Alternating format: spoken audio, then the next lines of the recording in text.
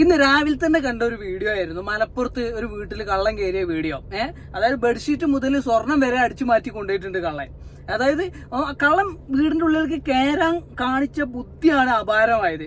വാതിൽക്കെട്ടിലിന്റെ ആ ലോക്ക് വന്ന് വീഴുന്ന ഭാഗം മാത്രം കുത്തി പൊളിച്ചിട്ട് സിമ്പിളായിട്ട് ഡോറ് തുറന്ന് ഉള്ളിൽ കയറിയിട്ട് കവർച്ച നടത്തി. വെരി സിമ്പിളാണ്. നമ്മൾ എത്ര തന്നെ മുന്തിയ, എത്ര വിലപിടിപ്പുള്ള, എത്ര കാതിലുള്ള മരം തന്നെ വെച്ചാലും ഇത്ര സിമ്പിളായിട്ട് ഇതിനുള്ളിൽ പൊളിച്ചിട്ട് ഉള്ളിൽ കയറാൻ പറ്റുന്നുണ്ടെങ്കിൽ പിന്നെ എന്ത് സേഫ്റ്റിയാണ് നമ്മളെ വാതിൽക്കെട്ടിലും ജനൽ കെട്ടിലൊക്കെ ഉള്ളത്?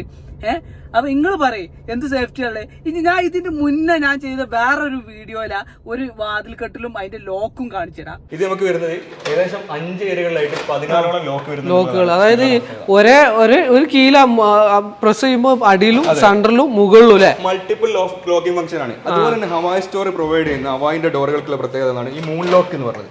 അതല്ലേ ഇതുപോലെ നമുക്കൊരു ചന്ദ്രന്റെ ഭാഗമായിട്ട്